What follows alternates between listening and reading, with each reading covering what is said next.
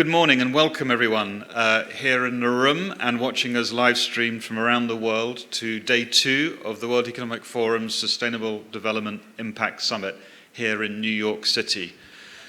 We're very excited with the plenary agenda that we have for you this morning. We have some outstanding speakers who are going to focus particularly on actions and next steps to tackle the climate change crisis that we face.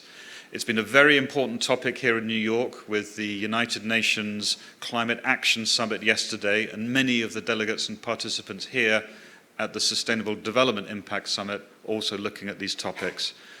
My name is Dominic Waughray. I'm a Managing Director here at the World Economic Forum and I will be your MC and Chair through our proceedings. But first, and with no further ado, may I ask you all to give a very warm welcome to our dear host here in New York City, the Mayor of New York City, Bill de Blasio. Sir.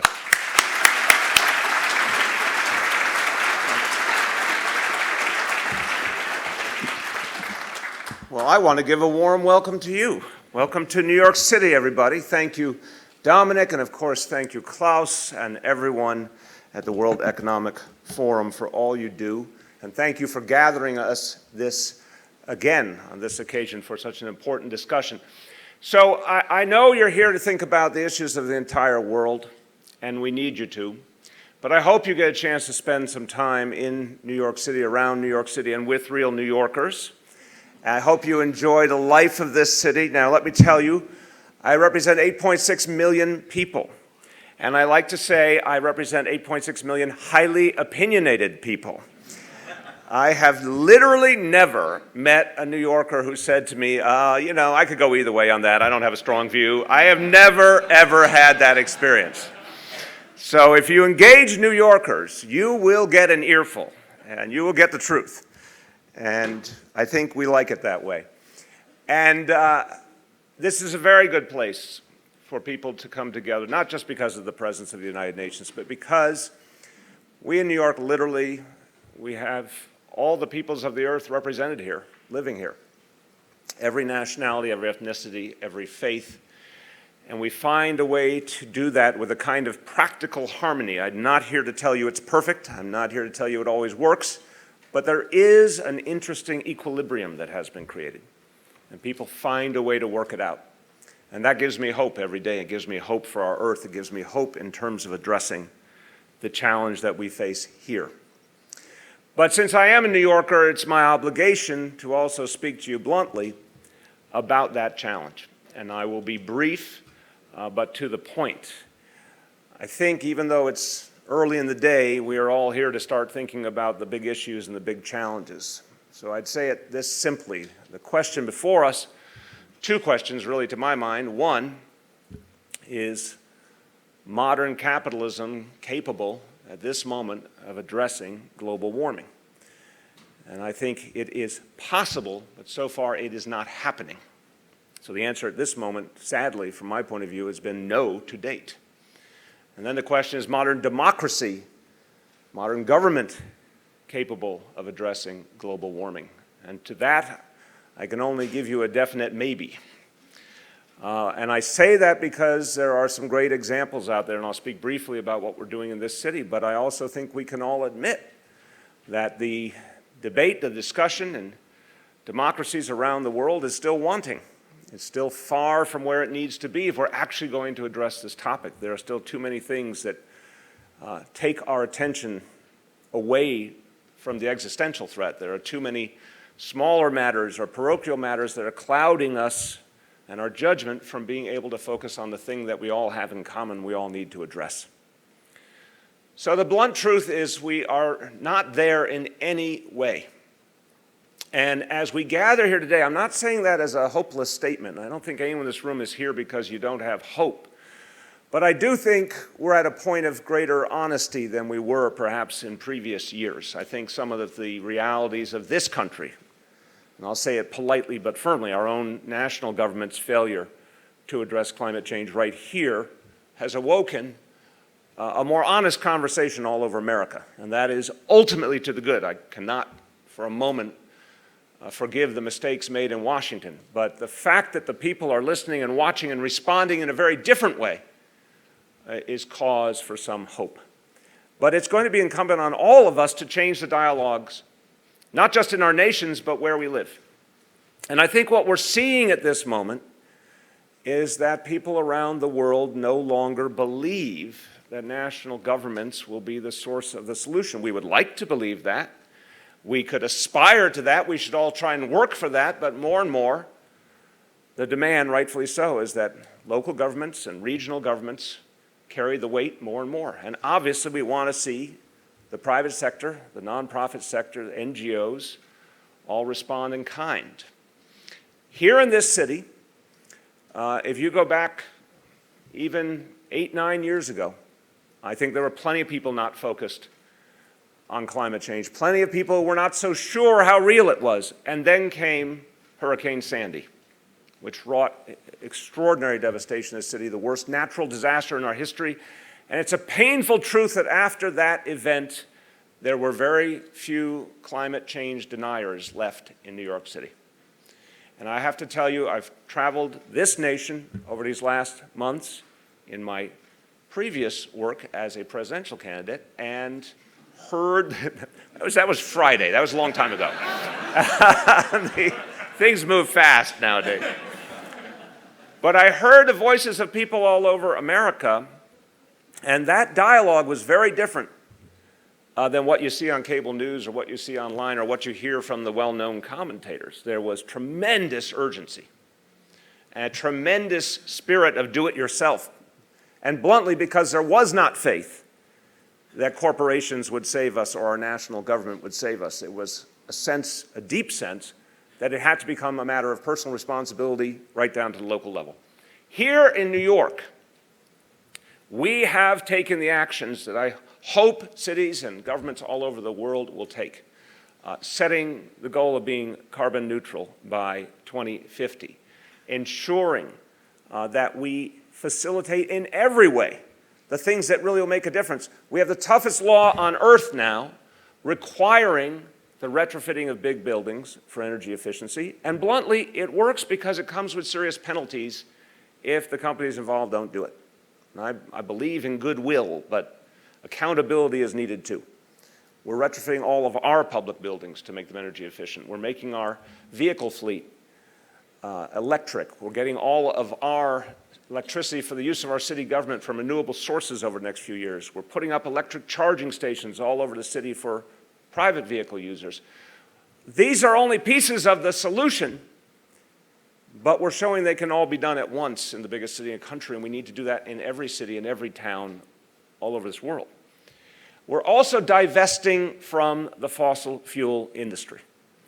And people in this room may have different viewpoints, but I'll tell you that the divestment movement must grow for us to get out of this crisis. Because right now, we all say we're moving off of fossil fuels, but we're simply not doing it fast enough. And the divestment movement is part of how we force the equation. And I urge everyone in this room, if you represent a city or a region or a national government or a university or a foundation, anything that has a pension fund, divest from fossil fuels now to help us move forward. And bluntly, we have further taken the action of suing some of the fossil fuel companies because we believe they knew exactly what was happening with global warming, and they aided and abetted it and did not take actions to tell us the truth, all of us, and they've caused damage that must be compensated. Everyone here will have their own view of what's the right way forward, but the one thing that should be a common understanding is the question of urgency. We are not even close to where we need to be. And all of us have the opportunity to set that bar a lot higher, and I hope this discussion today will do that. Last thing I want to say to you is another reflection on my experience out around this country. And I will tell you that I came away from a deep examination of the feelings, the views, the concerns of the American people over these last months. I came away much more optimistic, despite the challenges we face, much more optimistic, because of the question of ownership. I think it's fair to say in this country, and I think we've seen it in much of the industrialized world, that the role of people as owners of their society, the personal responsibility they were taking for the changes needed, it was drifting. Certainly here in the United States of America, drifted precipitously. Many people came to the conclusion that their voices didn't matter, their votes didn't matter, their involvement didn't matter. There's a danger in that, to say the least. There's even greater danger for younger people. And I've heard the voices of teenagers, of college students, high school students, who talk about the dangers ahead when it comes to climate change, and they talk about it with a fear there may not be much of a world left for them. And some of them talk about how it's easy to not want to participate or not want to be involved if you don't think there's a possibility of anything good up ahead. But what's inspiring is how many more I met, starting with the youngest people I could possibly imagine would care and would be involved, like some of the climate marchers on Friday. There were so many 10-year-olds and 11-year-olds and 12-year-olds who gave me very eloquent explanations of why they were marching. And that gave me a lot of hope. But this point about ownership, to conclude, I saw all over this country people believing it was actually their responsibility. In a funny way, their decreasing faith in their national government and their institutions was starting to turn into increasing faith in their own ability to make change. Somewhere in there is something very positive that could lead to longer-term structural change for all of our societies. People actually believe that they are the stakeholders in the truest sense, and it's their obligation to make change. I ask of everyone today, please do all you can to foster that belief, to support it, to listen to it, to show people who are starting to take ownership for their future that you commend them, you honor them, you bring them in, you support them, you facilitate them, because that's the only hope. Our institutions have let us down. Our governments have let us down. Our corporations have let us down. If we continue at this exact pace, we will fail. I don't think the people have let us down. I actually think the people are ready to show us something greater than we've ever seen before, but we have to listen. We have to embrace it. If we do, we can build, I think, that brighter future we all aspire to. Thank you so much.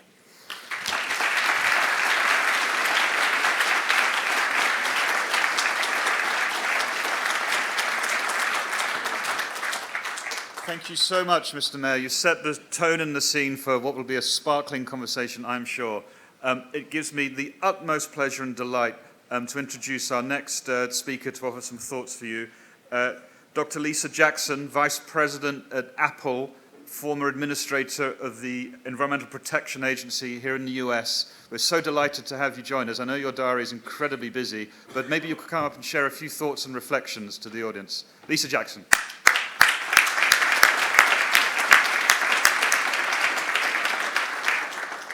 Thank you, Dominic. I'm not sure I'm busier than the mayor of the city on a day like today, but it is really a pleasure to be with you. And thank you for this wonderful gathering in the WEF tradition.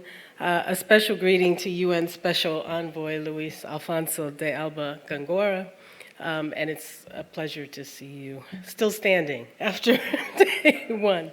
And to all the business leaders present here today, I am always wary of jumping on the moment bandwagon. The idea that these are branded moments for us makes me a little cynical and skeptical, but today, I'm sorry, I'm in. I'm throwing the cynicism aside and saying this really does feel like a moment. Because as daunting as we all know the global climate challenge is, I can't help but feel that our capacity to address it, and we just heard some pretty inspiring ideas for the things we must all do and not talk about from the mayor, but our capacity is greater than it's ever been right now. Gathered here in this room, gathered across this city, we have business leaders, global and local organizations, a powerful chorus of individual voices, all determined to see action taken and to take action themselves. And they are rightfully demanding that government leaders step up to the moment we are in. Now, I did spend 25 years in public service, and it was a long time. One of the things I heard the most often is that we cannot stop the worst effects of climate change just from actions, voluntary actions from business. We need government leadership, and I want to align myself with that position because nothing we do or say here absolves government of the responsibility and the urgency of this moment.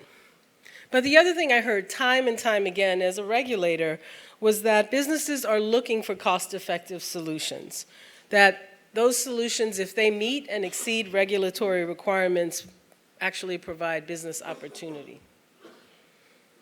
Now, I see new evidence of this every day, that when businesses do what we do best, which is tackling challenges, like our planet's environmental challenges, in a time-effective and cost-effective manner, there is a huge opportunity for tremendous impact. And we can take responsibility and see and put into place mechanisms that will ensure that those opportunities are realized. Now, we did set out to do that at Apple about a decade ago, tapping into resources, innovation, ingenuity to transform our operations and set a new direction for our entire industry. Our ambition is no less than that.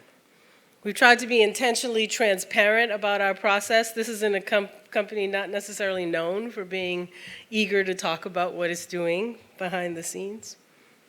But we believe that our place in the world means that we have a responsibility to do the right thing and take it seriously. Our commitment led us to a significant milestone last year. We operate Apple on 100% renewable energy around the globe. And for businesses like ours, that can't be the end of it any longer. Our resources, our scale, our relationship with consumers, our seat at the table with other stakeholders, all of these give us a chance to go further now. We need to use the levers that we have within our reach. So in addition to running all of our own operations on renewable energy, we're challenging each and every one of our suppliers to do the exact same thing. And beyond that, to actually add renewables to the grid, not to use the existing renewables out there, but to actually say, because I'm here, there will be new renewables on the grid. And they are stepping up. So far, more than 40 of our manufacturing partners have committed to power all of their Apple production with 100% clean energy.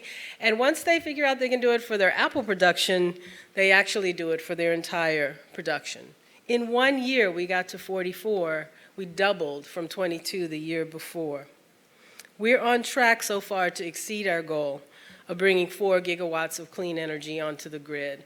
We're tracking for a combined 6 gigawatts of new clean energy around the world where both we and our suppliers work. To support their efforts and our own, we launched a $300 million clean energy fund in China. We did that with 10 of our suppliers last year. It's a first of its kind program to help more businesses tap into renewable energy. And today we are announcing that 1 year later, the program's first projects have already added a combined 134 megawatts of clean energy to China's national grid. Now, as we engage with our suppliers, they are seeing what's possible, and many of them want to go further. They see the benefits of clean energy, not only for the environment, but also for their customers and for their bottom line. Now, I don't mean to paint a rosy picture. We all know this is hard and complicated work. Depending on where you operate, clean energy sources can be hard to find. There are still too many barriers to access in far too many places. We could throw our hands up, but we shouldn't. We can't. This is a challenge that we now find ourselves working together with others to solve. We have to show up to voice our support for climate change action and for renewable energy policies around the world that help ease the transition we are hoping to be a part of. This week, I'll be meeting with policymakers, and my team will be meeting with like-minded businesses and policymakers as well, because we know that the collective voice of businesses can make an even broader impact. Together, we can show that it is possible for businesses to free ourselves from fossil fuels and run entirely on clean energy. And we can demonstrate that there is no conflict between a healthy planet and a healthy bottom line. I always say, Apple's CFO does not run when he sees me coming. We don't have to resign ourselves to a climate catastrophe, friends.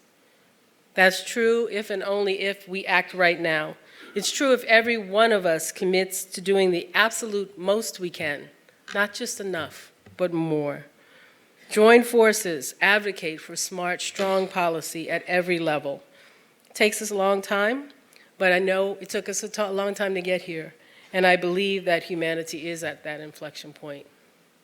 I know we're all inspired by Greta Thunberg, by the clarity and moral voice she brings to this issue. We, too, have no less a moral obligation.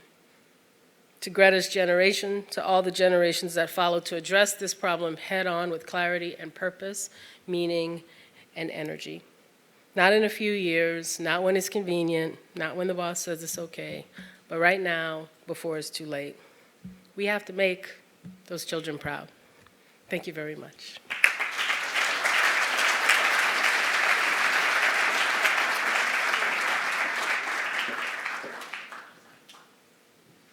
Fantastic. What a marvelous kind of scene-setting introduction. We now have our panel discussion, so I'd invite our panelists to come up to the stage. I'll introduce you as you come, so that we can get right onto the discussions. Mahendra Singhi, who's the Chief Executive Officer of Dalmia Cement, please come up. Mr. Singhi was at the United Nations Climate Summit yesterday, championing high ambition action from heavy industry sectors like cement. Katherine Garrett-Cox, who's the CEO of Gulf International Bank in the UK, young global leader of the forum, and also the chairperson of the Clean Air Fund. Welcome. Rhian-Mari Thomas, who's the Chief Executive Officer of the Green Finance Institute in the UK. Dr. Thomas has been working on green finance issues for a long time and was Global Head of Green Banking at Barclays Bank. Robyn Seetal, who is the co-chair. There we are, look at this, there's a fan club. Co-chair of the Global Shapers Climate and Environment Steering Committee, thank you. And last but by no means least is the architect of yesterday's United Nations Climate Action Summit, Ambassador Luis Alfonso de Alba.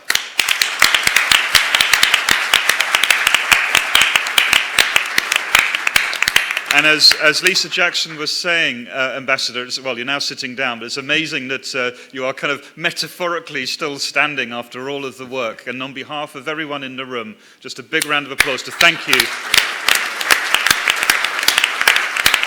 for all of your efforts. I know these things are so not easy with the systems that you had to work with, and being a member of the steering committee, I'm so impressed by the leadership that you showed in getting the United Nations and all of its partners and constituents to that day. So thank you on behalf of everyone. Thank you very much. And in fact, with that segue, maybe we can start with you, sir, and encourage you to provide a little bit of a readout to the audience of what happened and your thoughts and reflections and perhaps next steps.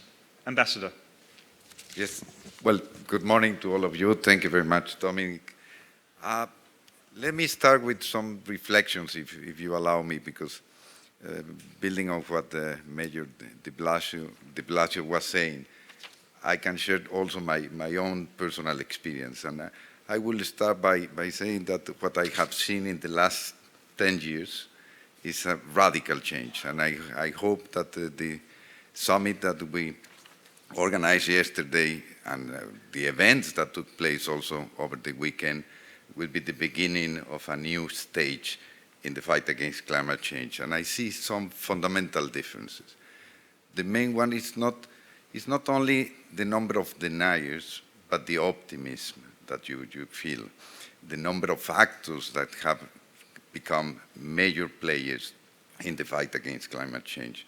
What we saw yesterday was leadership, but leadership coming not only from governments, leadership coming from the business sector, from civil society, from unions, groups, organized groups of the civil society. And that, I think, on itself is a fundamental change.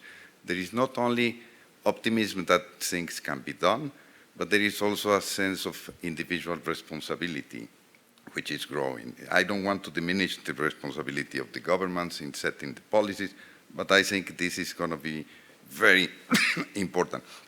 If we all understand that we can all contribute to the solutions, that's very good. There is a fundamental difference between member states at the United Nations because the divide between developed and developing countries is blurring. Everybody is taking responsibilities on their own, and the majority of member states are not looking any longer into what their neighbors or others are doing. They are assuming commitments. And nobody is looking for excuses, at least not as it used to be, and that's also very important. So this optimism, this capacity to participate in the solutions needed to be showcased at the United Nations itself. Having on a stage all those actors at the same time in a single room, not in a divided setting as it was in the past, I think it was a great achievement. The second point that I would like to make is that the Secretary General, Antonio Guterres, has been able to set up the bar very high, much higher than the one that member states and other stakeholders had before this process started. We are all talking now about the 1.5 degree as the target. It's no longer 2 degrees. We are very much aware of the difference between 1.5 and 2, thanks to the special report of the IPCC, and the Secretary General has been able to set up that as the goal.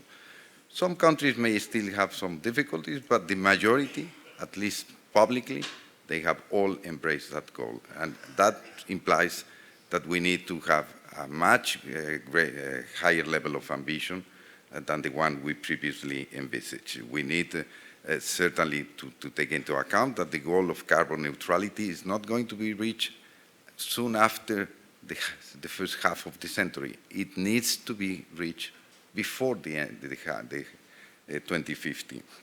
And that's also quite important. He has set up the bar very high also because he has been very bold on actions that need to be done in the short term to achieve that goal. And he has started with coal and its insistence on the reduction of subsidies for fossil fuels, the end of the building of new coal plants, the end of the use of the taxation of the private citizens instead of taxing the polluters is resonating. The direct calls that he has been making to member states, and I will highlight that he has been addressing not only the major economies, which is obviously one of our priorities, but he has also tackled those countries that may become major emitters in the near future if they do not change their trajectory. So it's a huge effort to raise the bar, and I think that even though it's quite evident that it's not going to happen from one day to another, it is moving forward, and that level of ambition is quite evident. Let me also highlight that the importance that the Secretary General is giving to action.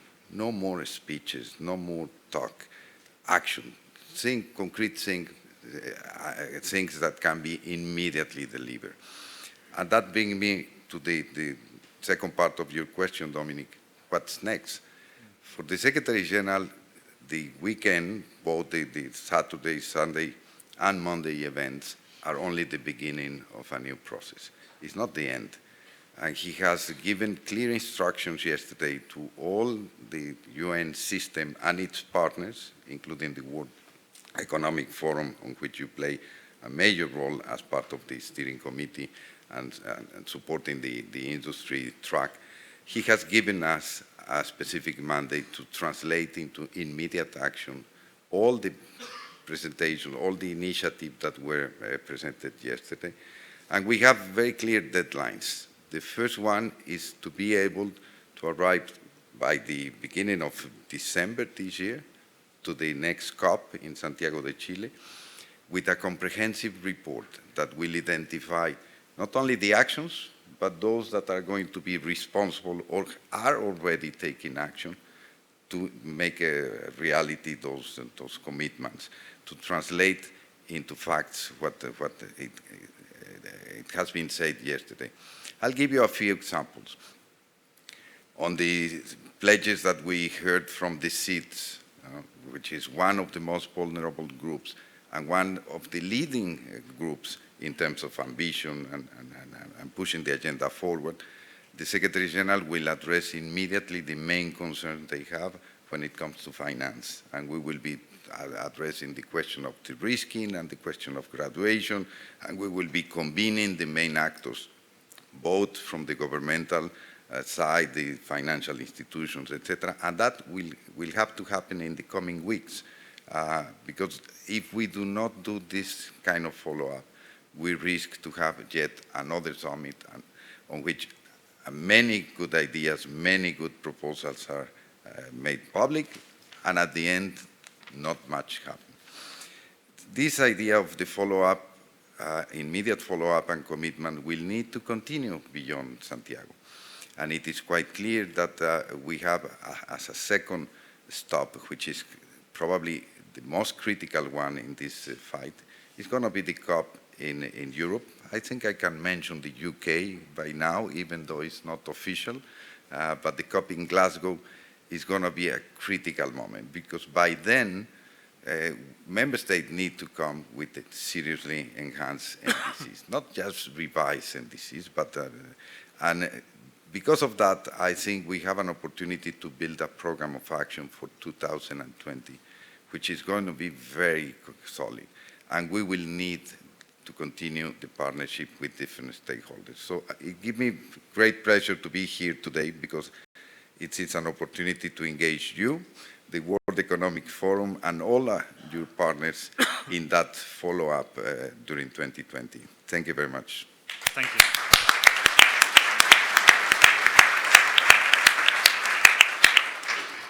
Ambassador, I remember this time last year, it was hot off the press that you'd been appointed the special envoy by the Secretary General for the summit. You've had a year's journey, you've come through and out the other side. On a personal reflection, what are you sort of most proud of from that journey? What gives you the most pride looking back on yesterday and the journey that you had to go through? Because it was an immense challenge. Well, it was a big challenge, and for those of you which are familiar with the UN, it's not easy to change the practices. And I feel very proud, because we got to a level of understanding and support from the member states first, which was the most difficult part, in the sense that things need to be done differently, that the time of negotiations have ended, and we need to move into the implementation of all the commitments. And they were willing to engage with different stakeholders to do that on the same stage. It was not an easy task, but I think it was a different summit from the previous one, in that sense that it was much more inclusive, and we gave a saying to a number of constituencies. But let me also recognize that most of the success of yesterday is due to a number of factors which help us in building through the coalitions, a number of proposals, initiatives. And I also need to pay tribute to the youth movement. Without the strength of the youth movement, it would have not been possible. That's why we opened a space also for the youth on Saturday, and we organized the first ever youth summit at the United Nations. Thank you, Ambassador. It is true, I think from the process that you led, things will never be the same again in terms of these COPs and diplomatic processes. The fact that you had youth and industry in the UN at the same time was a kind of extraordinary moment for that building. I'm sure some people were quite confused as to what was going on, but that positive disruption that you brought to the system, we're all extremely impressed and grateful, because as we heard from our opening speakers, this is what we need to do in terms of the system's change. Thank you. And to that end, let me turn to Mr. Singhi, who is the CEO of Dalmia Cement in India. Now, you might think, well, that's a bit strange. Why do we have a cement company from India on the panel? But you'll soon quickly realize that in terms of these champions of change, where actually what seems impossible can be done, will be done, and will be spread to other sectors of the economy, we do really have some fascinating stories. So perhaps, Mr. Singhi, you can very, very briefly tell us not only about the sector and what's possible, but some reflections from an Indian industrial perspective on this challenge, because we might not have expected to have an Indian cement giant on the stage. Thank you. Happy green morning, leaders of all walks of society, brothers and sisters of global family. It's a great pleasure and it's a great honor given by WEF and particularly Mr. Dominic to share what's happening in the world. First, I would like to say, time is changing. Time has changed. Mind is changing. Mind further may change. And most important is, the people or the organization or the system who used to watch who is polluting what, that's changing. Yesterday, it was a pleasant surprise when the young youth leader was asked, what's the message for you to these leaders? And she replied immediately, I am watching. I am watching. You know, earlier it used to be government, it used to be NGOs. But now the good news is that the millennials, the young people who would be watching the government, the civil society, the industry. Now we all have to introspect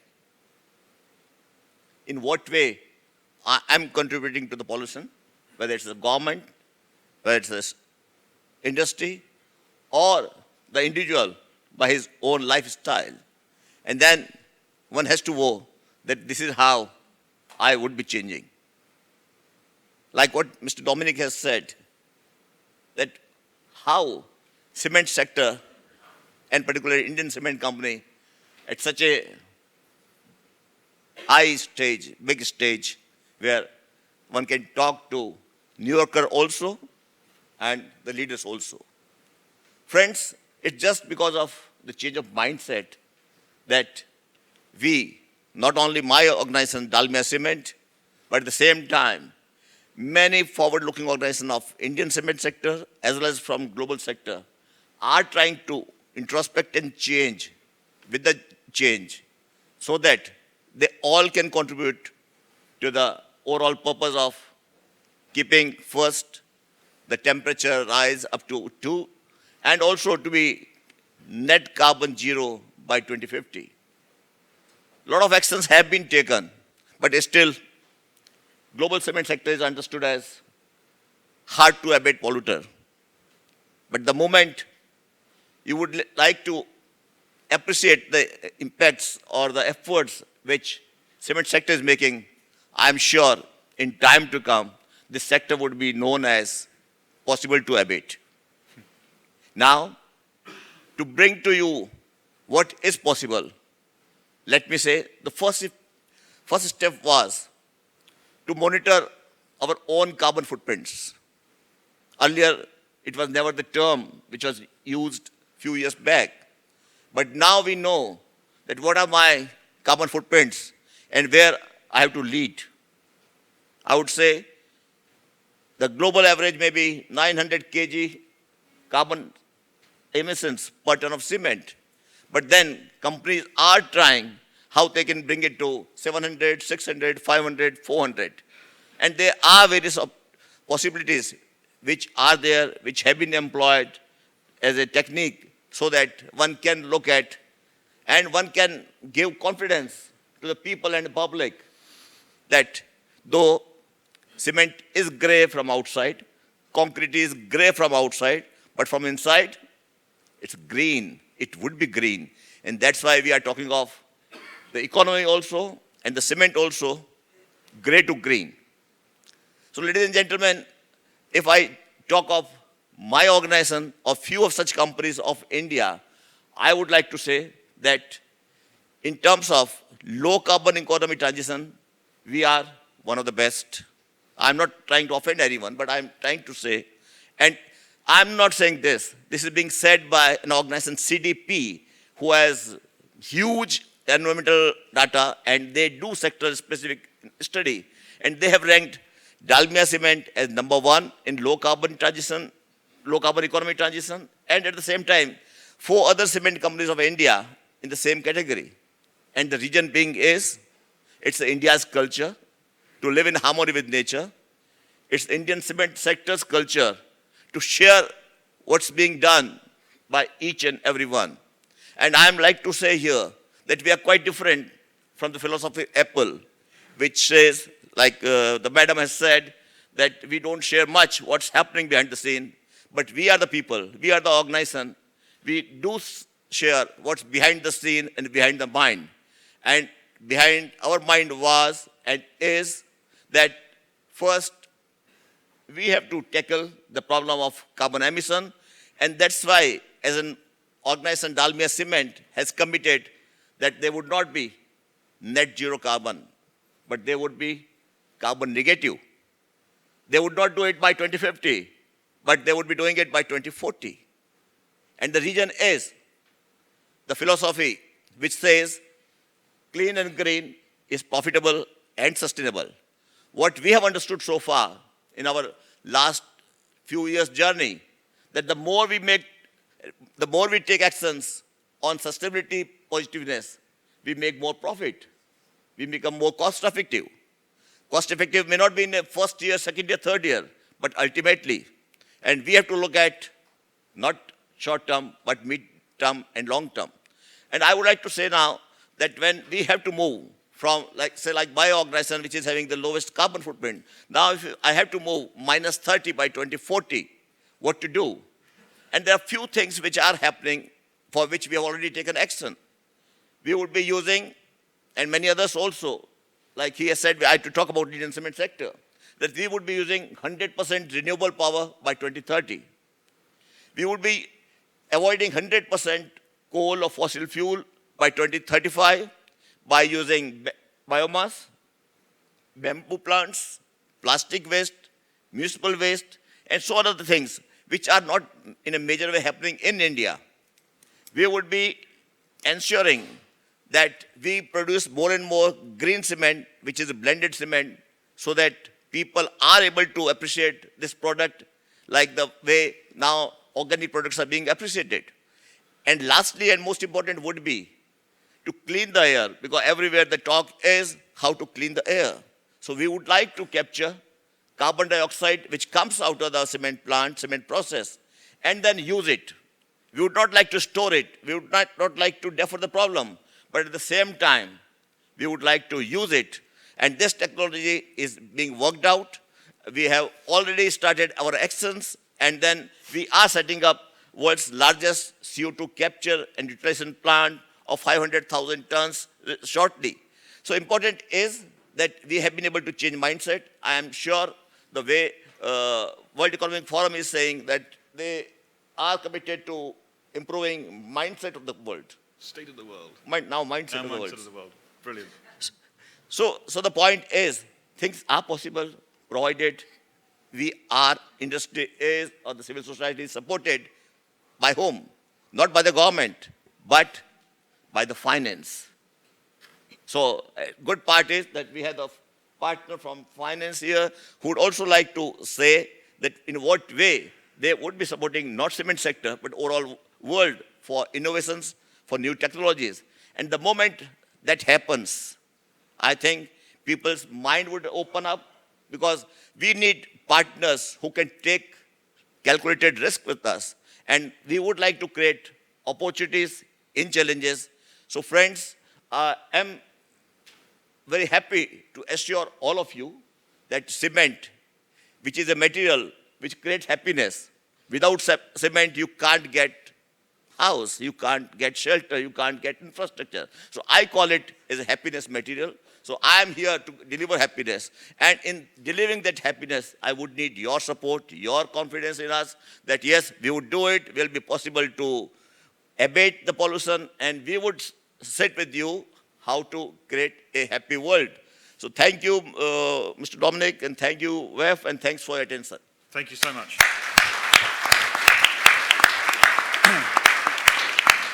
It is interesting because there's some pretty aggressive targets which are being delivered upon by not only your company but others in the sector, which involve kind of Indian-based technologies, leapfrogging technologies, innovative finance for those not only net zero but a positive contribution through carbon capture and use of that into other materials. There's a lot going on in India. What was fascinating about this journey was that so-called developed countries were learning a lot about these technologies. So we had this very interesting interaction with Sweden and India, and suddenly the idea of technology transfer was going the other way. So in terms of the innovation that's coming out of India in the technology space, it was fascinating. If I can turn on to others in the panel, sir.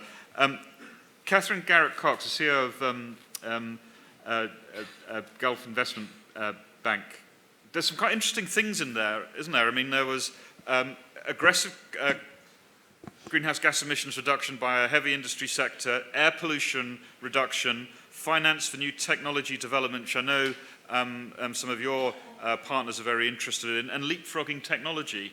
How do you see these things shaping up from your perspective on the financial side? So I wonder how many of us had a sleepless night last night reflecting on Greta's words. If you choose to fail us, we will never forgive you.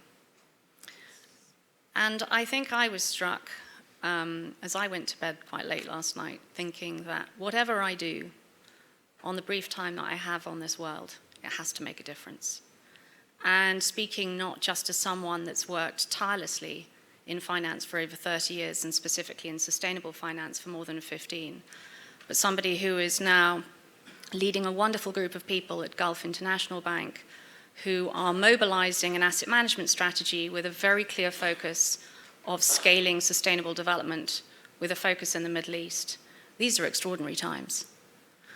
And I think that finance has such a critical role to play in this regard. And I really think that the challenge and the gauntlet that I throw down to each and every one of us is actually, as the ambassador said, we have an individual responsibility. It's very easy to hide behind a corporate business card, behind a flashy office. And I think that each and every one of us needs to think about the sector that we're in. I mean, we've heard some great examples of what's happening in India and with your cement company. I absolutely salute what you're doing, particularly now as chair of the Clean Air Fund. We have a big project in India. And the shocking statistic just in air quality is that 90% of us live in countries where the state of the air quality is damaging our health. That's more than 6.8 billion people. 4.2 million people are dying every year because of poor air quality. And the worst people who are affected by this will be children, the sick, people in developing countries. So we have real challenges here. And the mayor spoke to us so eloquently this morning and said we're not doing enough and we're not doing it fast enough. So I would say, speaking from a finance sector, we know the client science is there. We can't afford to ignore it anymore. I had a bit of a shocking experience when I reached immigration last night at JFK, and I gave a broad smile to the chap who was about to stamp my passport, and he said, "What are you here for? How long are you staying?" And I said, "Well, I'm here until Thursday, and I'm involved in some climate discussions." And he went, "Not another one." I said, "What do you mean?" And he said, "You know, we don't believe it. It's all fiction. None of us believe it." And he pointed to all of his colleagues in all of the other booths.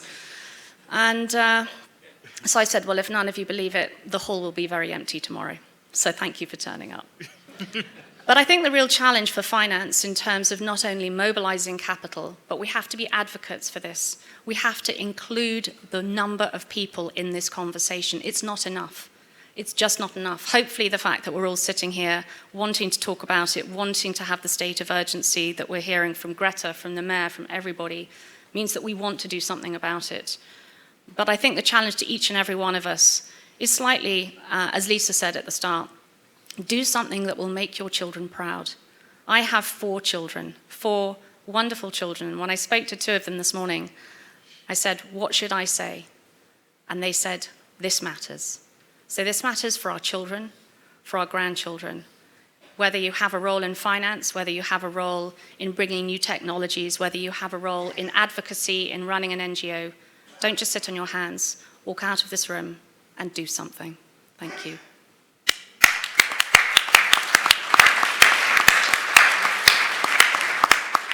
Thank you so much, Katherine. Robyn, maybe it's time to turn to you. There's many things that you are doing. I don't know how you have time to do all of these things, looking at your kind of bio, but particularly in terms of these movements that you're involved with on climate and environment. I mean, you're on our panel, you're hearing this. What's your assessment? What's your scorecard? What do we need to go out and do next? Robyn. Well, thank you very much, first of all, for having me on this panel. Hello to the global shapers out there. Thank you for doing the awesome work that you guys are doing. So I'd like to pick up on a few things that folks have mentioned. So, you know, a sense of responsibility for everyone that's involved, as well as, you know, the young people of the world are watching, but we are also acting. So it's an interesting kind of time to be a young person in this world. I remember growing up last, I guess, couple of years, and people would come up to me and say, oh, you know, you're doing such great work, and I don't remember what I was doing when I was your age, definitely not what you're doing. And I just had a moment of reflection with my fellow shaper Carla this morning on that, and saying, well, it's funny that we are in this position as young people. It's not that, you know, we did wake up one day and say we want to make a change, but it was more so we don't have a choice. So we don't have, you know, necessarily a choice as a young person not to take action and not to be part of this movement. And yeah, so that was kind of an interesting reflection on that. But to the point of, you know, yeah, making sure that we are taking a sense of responsibility for this, and we are taking action, the global shaper community of over, you know, 10,000 young people around the world in over 150 countries now. We are working on this specific issue around climate and environment. And we've set some ambitious targets for ourselves because that's what's needed. So, you know, by 2020, we're hoping to engage and mobilize over 1 million people to take climate action either on a policy side and or through climate action in the local communities in which they're from. So it's this interesting, it is an interesting time, and I think there's like this unstoppable movement. And as you mentioned, the UN Secretary General did mention that this movement is because of the youth. And so we're here not only to, you know, ask our world leaders to raise their ambitions, but we're also here to take part in that ambition and executing on that ambition. Yeah, so I think I'll leave it at that. No, thank you, Rob. It's brilliant. I think there's something brilliantly scary for the older generation about this movement, not least for the politicians who can see a vote bank going in a certain direction, or for companies or businesses who can see customers or actually employees as well they're trying to attract. So it's almost like the power is shifted, you know, from before when I was growing up, and it's these big corporations and governments, and actually there's a kind of the younger generation going, well, you know, I'll vote that way, I'll use these things, I won't use that. It's very, very interesting what's going on. So do not underestimate that million kind of person network. Do not underestimate that series of influence, and go for it would be, I'd say, the tone that's come out, certainly of the summit ambassador, which is extraordinary times, very, very exciting times. And Rhian-Mari, there's this sets it up for a very interesting challenge. You're closely involved with the UK government, who will be expected to host the COP26 in Glasgow in Scotland at the end of 2020. And that's a particularly important milestone in the more sort of intricate world of the climate process, when this Paris Agreement everyone talks about is supposed to begin. And there's supposed to be higher ambition from governments to reach these targets. So there's a journey to go on between today and the end of 2020. and as well, given all of your other backgrounds and influences, hugely influential in the kind of a financial space. I don't want to call it green finance anymore. That sounds a bit sort of segmented, but in the proper finance space. How are you feeling about where we're getting to? And what messages would you give, particularly perhaps to others in the audience who are not only from corporations, but also from the financial community? I mean, you've been in many boardrooms and meetings, I'm sure, where you're trying to convince people that this isn't some sort of random campaign. It's actually pretty core to the future. But we'd very much welcome your thoughts and reflections. Thanks ever so much, Dominic, and thanks to the WEF. I think Katherine already made some excellent points about how vital it is for finance to play its role. And it's vital for two reasons, one of which is finance is going to be a key enabler of the investment in the transition. The trillions needed for us to invest in our economies cannot be met by the public purse alone, and therefore will require the inclusion of the capital markets and the institutional investors. And a second reason is that there are 42 central banks and 8 observers who have come together in the Network for Greening the Financial System because they recognize that the single greatest systemic risk that faces the financial industry is climate change, and that the political and economic fallout of having an unstable, a financially unstable financial services sector is something that, as you say, green finance sounds like a very confined label, but its implications and its amplifications across all SDGs is huge. I want to share my story about coming through customs, if I may, in that they're obviously doing a bit of a routine down there. When I arrived, I was asked why I was in New York, and I said very proudly that I was here for Climate Week. And the guy asked me in sort of jest, he said, "Are you a protester?" And I went, "No, I'm a banker," which really threw him, clearly. But I think it makes a bolder point, which is that none of us have been through a zero carbon transition before. And your words, Ambassador, about having a space yesterday where you brought together such a diverse set and a broad set of people across industry, across science, across politics, across finance. As financiers, we're going to have to seek inputs from a far broader set of stakeholders that we have ever had to do historically. Green finance is about embedding science into everyday financial decision making, and that isn't something that we've had to do previously. So in recognition of this, the UK government, as you say, hosting the COP next year jointly with Italy, have set up a Green Finance Institute, and I'm the very proud first chief executive of that effort. And we're bringing together policymakers and the City of London to look at real economy outcomes and figure out how do we start channeling and mobilizing capital towards the transition. Looking at risk is incredibly important, but we cannot finance the transition unless we actually deploy the capital. And we know, as Mayor de Blasio reminded us this morning, and I did like to hear from the mayor of the city that never sleeps telling us, oh, we all have to move faster. I thought that was a particular highlight. But we know that we need to recognize what those barriers are and work collaboratively using knowledge share from different sectors to break down those silos and get the money moving. And so 12 weeks ago, we launched our institute and we focused particularly on the decarbonisation of buildings. This week we announced a coalition, yesterday we announced the coalition to look at climate resilient infrastructure, both in the UK and globally, and we're also looking at commodities and the deforestation from palm oil and soy, and making sure that those commodities, when they come into the supply chain in the UK, are not causing further environmental degradation.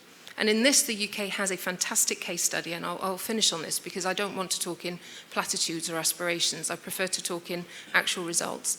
40% of global installed wind capacity sits around the British coastline, which is an incredible achievement and has led to great prosperity and the rejuvenation of certain economic areas in our country. And that is a fantastic case study of targeted policies that were brought out specifically to look at bringing out contracts for difference, for example, bringing out auctions to create a marketplace for the offshore wind and the energy provided, Also aligning seabed leasing with land leasing, a particular point, and importantly, bringing finance into the equation by setting up the UK Green Investment Bank many years ago, which met the funding gap and crowded in private investment. Today, that industry is financed entirely by institutional investment or private investment, but it shows what can happen when there is collaboration between public and private sectors towards genuine, ambitious goals. Thanks, Thank Dominic. you so much.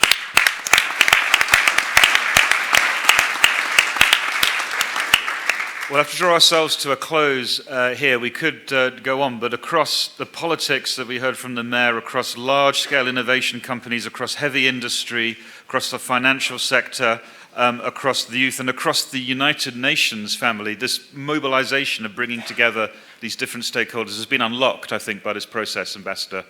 So thank you again. But it's going to be a tough journey. And if we're going to come back again in a year, to your point, Rhian-Mari, it'd be very good to have some specifics in terms of what we got under our belt. If you could give me a round of applause for our panel.